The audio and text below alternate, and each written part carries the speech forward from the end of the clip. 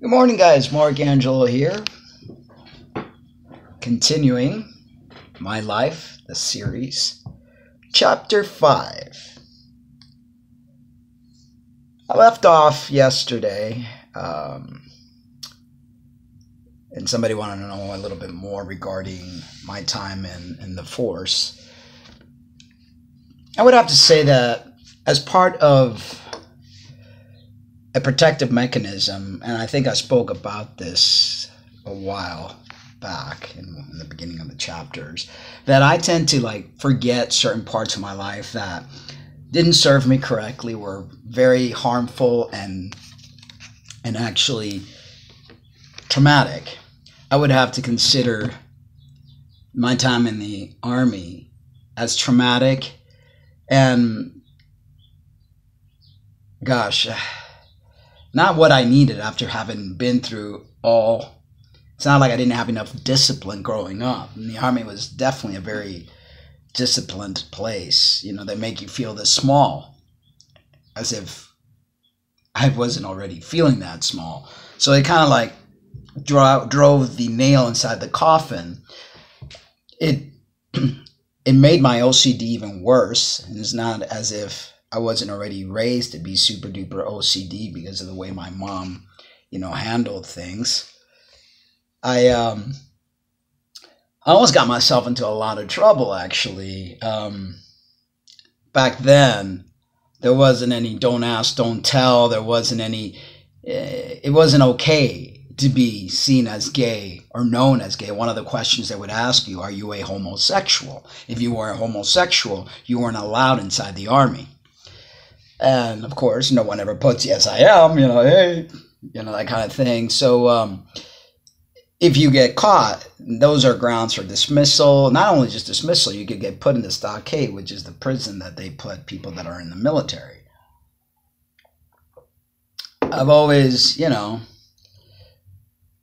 been, I hate to use the word Casanova type or whatever, even though I'm not looking for it, but especially when I was Maritza, I was a very beautiful female.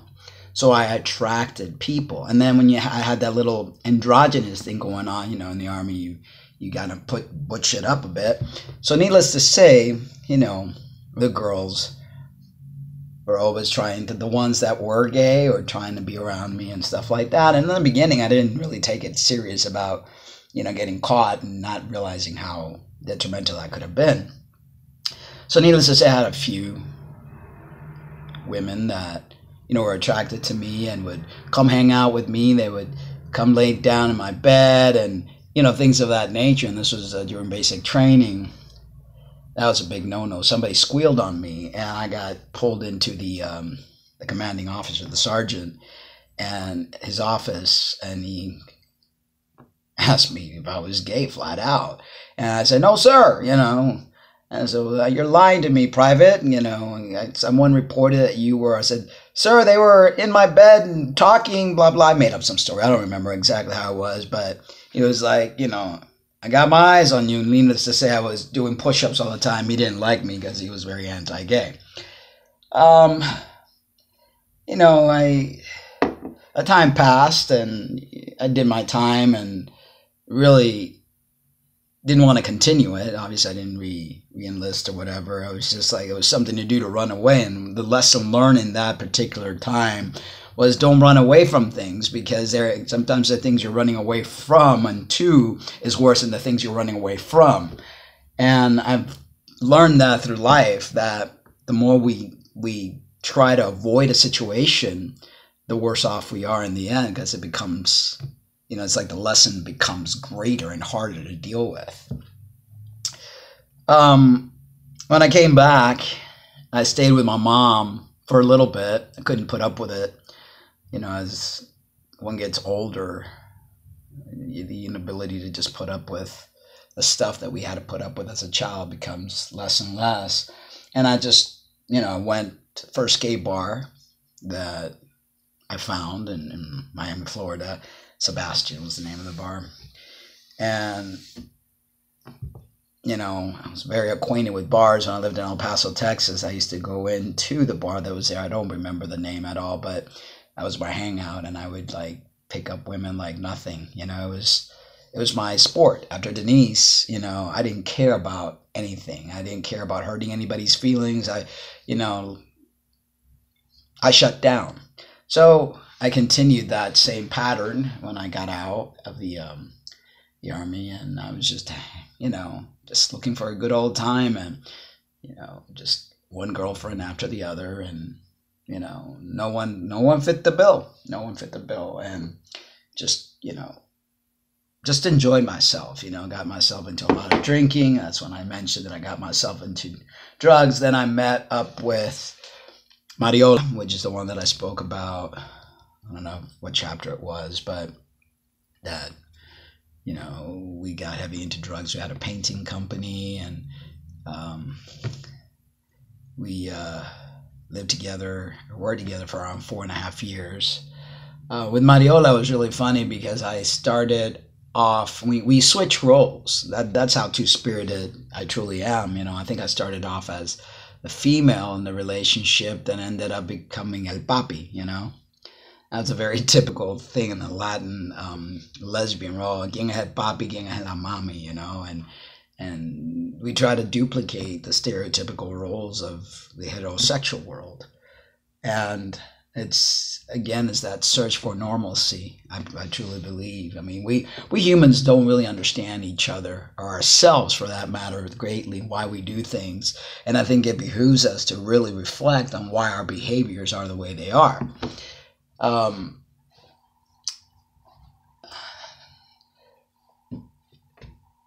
When I broke up with Mariola after, I didn't want to continue, engaging in that type of behavior that was destructive, and I met up with Fred and married him and lived in England.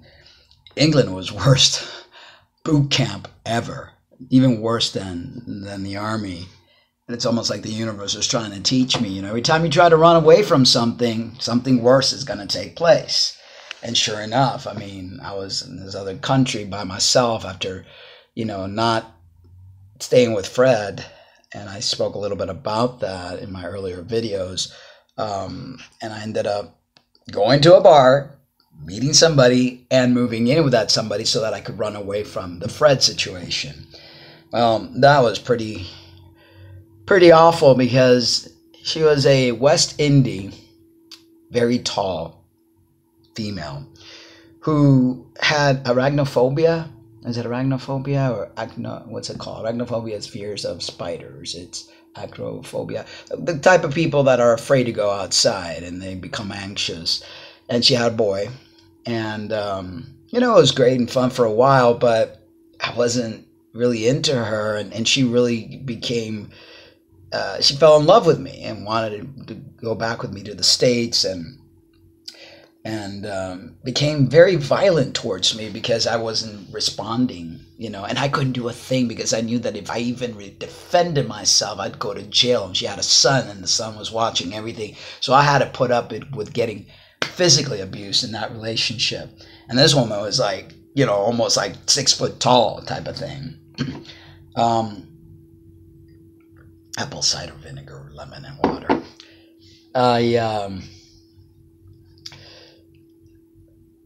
After starting to work for Wartburg Stock Exchange, that I mentioned that earlier too, that I met Mari. Remember I said that during my dream I mentioned that name, and it's a very different name. Mari is not your typical name. It's either Mary, but Mari wasn't. And I got into a relationship with my boss. She had somebody that she was living with for years, broke up with them, and we got together. We lived together in our flat. That's what they call apartments in England, in Tootenbeck, in London.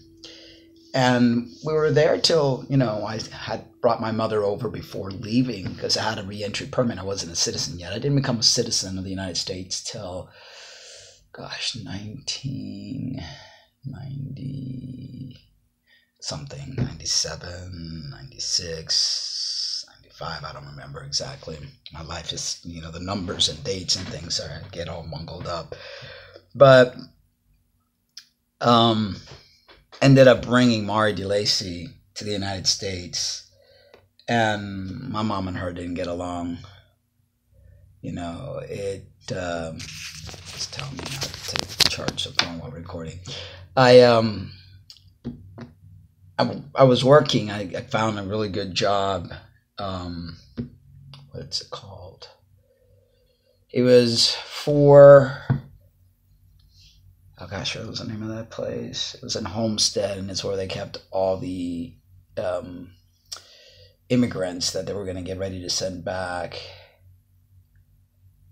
Gosh, what was the name of the place? It's like a detention center, like a jail, but for immigrants that weren't legal in the States. Chrome Detention Center. There we go.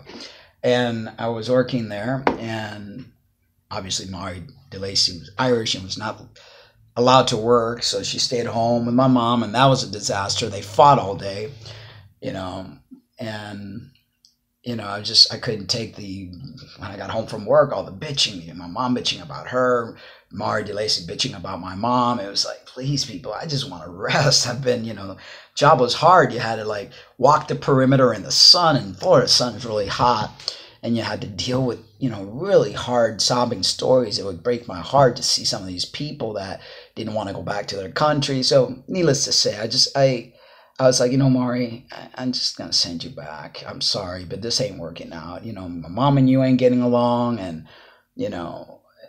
it's just, and I wasn't in love. Again, I know I'm sorry. I mean, and I shouldn't have to apologize, but it's just like I wasn't feeling it. It's just emotionally, I shut myself down to the point where, I want to have an intimate relationship with somebody. I wanted to fall in love with somebody, live happily ever after, that kind of thing. But I just was not capable. And could it be from all the things that I've gone through in life, that I just fear intimacy, that I just fear falling in love, that I just don't have the capacity? So I moved out, after I sent Mari DeLacy back to Ireland, which, by the way, she returned one day to visit and met someone in the Air Force, and they got together. I think they married or something, or had some ceremony or something, and they're currently living in Homestead. They went through the terrible Hurricane Andrew that we had in Florida, and I actually visited them when I came back from Argentina, which is another chapter ahead, but to this day, she still, has feelings for me, but, she knows that. Yeah, I'm a tough cookie, my heart has been so guarded, that I was really surprised when I let that guard down with Lena. I was so surprised, and I would tell her, and Lena didn't really grasp it or believe me, I was like, I don't, when I shut down, I don't, and I just kept, saying, please, because I didn't want to shut down. I didn't want to close my heart back up, but with all the things that happen and all the, the complications, I was like, it's a form of protection. I protect myself that way, So anyway, send Mari DeLacy back, moved out of my mom's house, ended up having a ton of other relationships, encounters, and there was one point, I was a very sweet redhead, which not my type, but she was so sweet and kind, and moved in. I was going to school during the time that we were living together. I think we were together for 4 or 5 years, something like that. And I cheated on her with the person whose last name I have, Arlene Cummings. I met Arlene Cummings at work at the University of Miami Pain Center. I was working as an occupational therapist, and Arlene was an assistant, a physical therapy assistant. But, Megan and I mean, we were great friends. We got along and beautifully, but the passion wasn't there. She wasn't my type at all, and just wasn't doing it for me, I need to be mesmerized. I need to go deep, and very few people in this world, and I find that that seems to be my biggest obstacle. If I can't go deep, and I'm talking about deep because I am as deep could be. I'm the type of person that requires the most passionate. I can't even find the words, and it's like that kind of love that you see in fairy tales. That's the kind of love that I look for. And that's the kind of love that I need. And the kind of commitment and intertwinedness and just, and it's, I don't know if it exists. And it's existed when I was a young teenager with Denise Whitus. And that's the kind of love that to this day I search for. So, let's see, I cheated on Megan, and oh man, I got ugly, Megan, because I stayed out one night with Arlene and didn't get home till the next day, and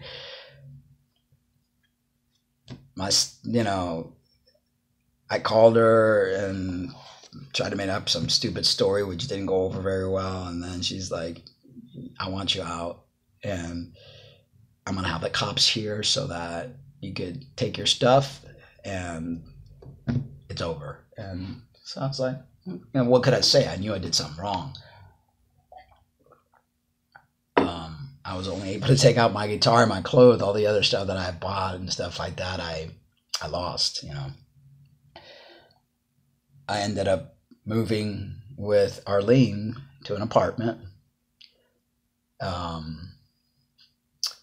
the beach, and from there Arlene and I, we had a ceremony. I took on her last name. I legally changed my last name to Cummings, and I was the femme during that relationship. I had beautiful long hair, and Arlene just fell head over heels over this Cuban knockout that I was.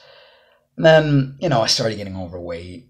We bought a house, and we were working really hard. I think we were doing 2 contract jobs, and when we got home from work, we would work on the house to try to fix it and paint it and, take care of the house. And since I owned a painting company with my deal, I was very well versed in painting and fixing and doing all that sort of stuff.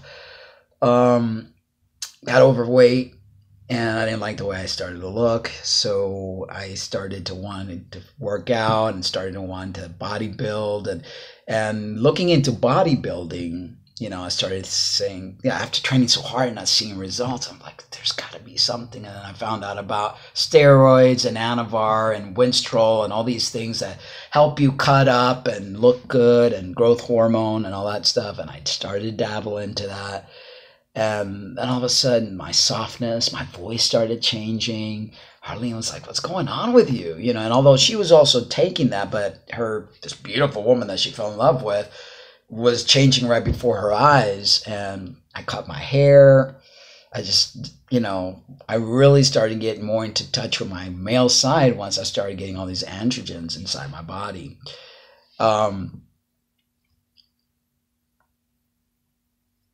The relationship started to deteriorate completely, because it's like, I'm not going to be this frilly little thing that you want me to be. This is what I do. I go back and forth, and I've always done that from the time I was young all the way through. I've gone through this two-spirit. Like sometimes I feel masculine, sometimes I feel feminine, and mostly it's masculine because I have a very strong personality.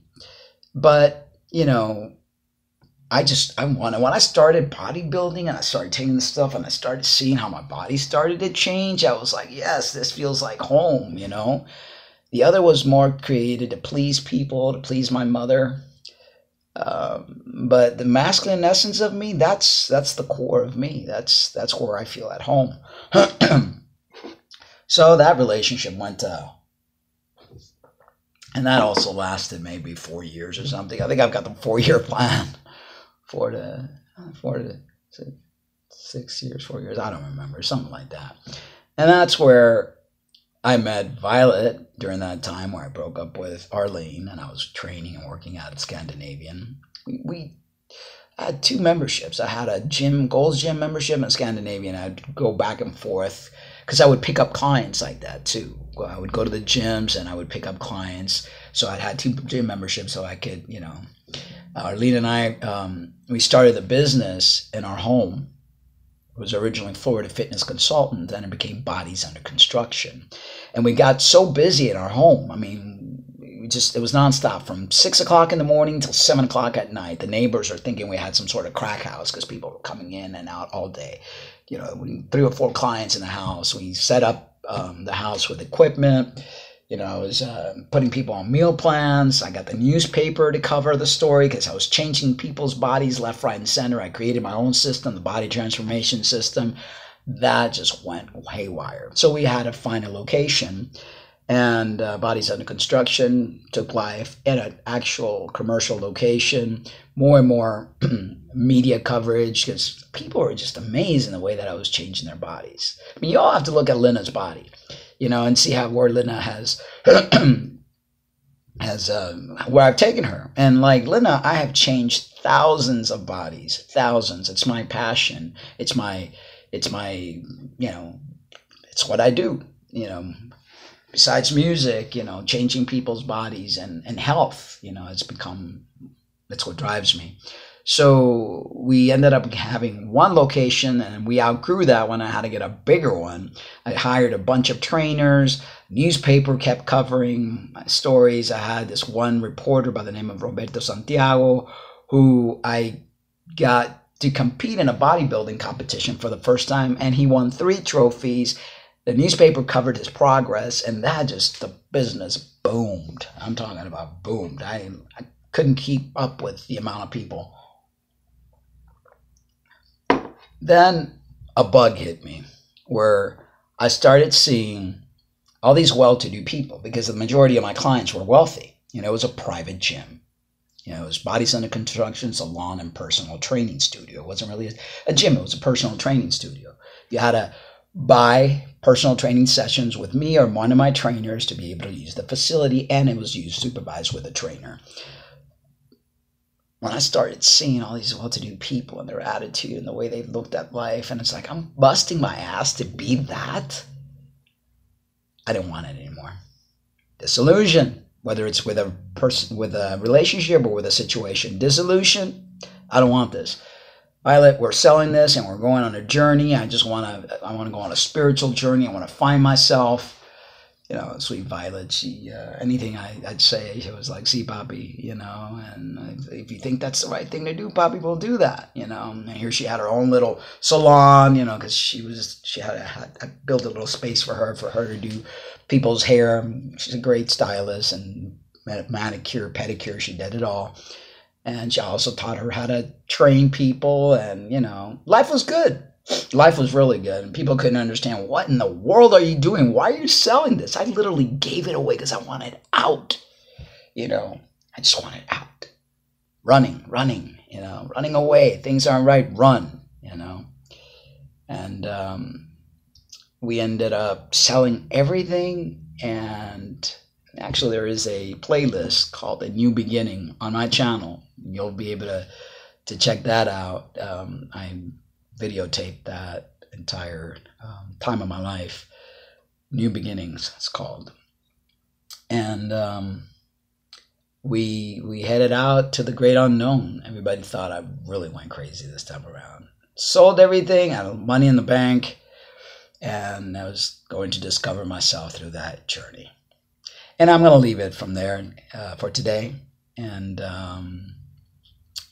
so I'm telling you, Arcangelo, the movie. I'm hoping that these series is really going to help me reflect and help me understand myself more. And I'm really getting a glimpse of why I behave the way that I behave, and it's never good enough. Nothing was ever good enough for my mom. Nothing was ever good enough for my dad. Nothing was ever good enough. And I've got the never good enough gene. And I've got to really, put matters at hand that I think that my biggest mistake was letting go of Violet. Violet was a good woman, is a good woman, and gosh, we had it all. We had it all. I had it all, and I gave it all away. The penthouse suite. We lived in the 14th floor, the penthouse suite of a apartment by the ocean, on the ocean. And our view was the ocean and the pool. You couldn't get any better than that. We had lots of money. We went on cruises and vacations, and I had it all. Great career. I threw it all away. I let my license expire. I just self-destruction. I don't feel like I'm good enough to deserve good things in life, so I just blow it. I totally blow it. And then I end up doing things to destroy myself, getting into relationships that are not good for me, and it's just, I don't know, but I'm 54 years old. I'm not getting any younger, and I got to put a stop to this craziness because it's madness. Anyway, guys, thank you so much for tuning in and listening, and thank you for all the feedback I'm getting. And yesterday, I did a little live discussion to just kind of go over all the stuff that I've been talking about.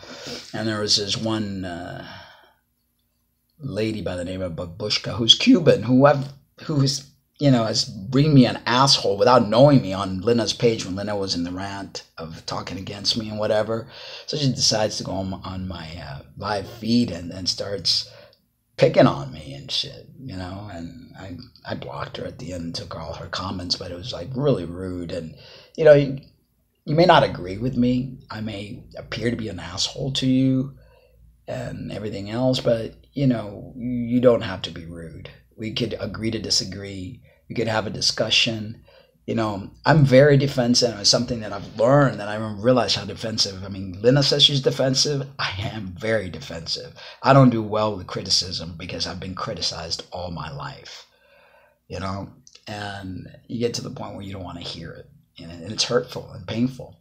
So I create these walls, to protect myself from the criticism, and I will lash out, It's I remember when Lena and I were going through this whole concept of anti-transness, and that my intentions were never to be anti-trans. I mean, I've always believed certain things aren't right and wrong, and we shouldn't be doing certain things or whatever, but it became really bad when they took my sponsors away. They started, a friend, Josh Ortiz, was working with Lube that was one of my sponsors, and they contacted the Press Forum store, and they started saying all sorts of stuff, and that's when war became. That's when, you're gonna do that? Oh, you mother!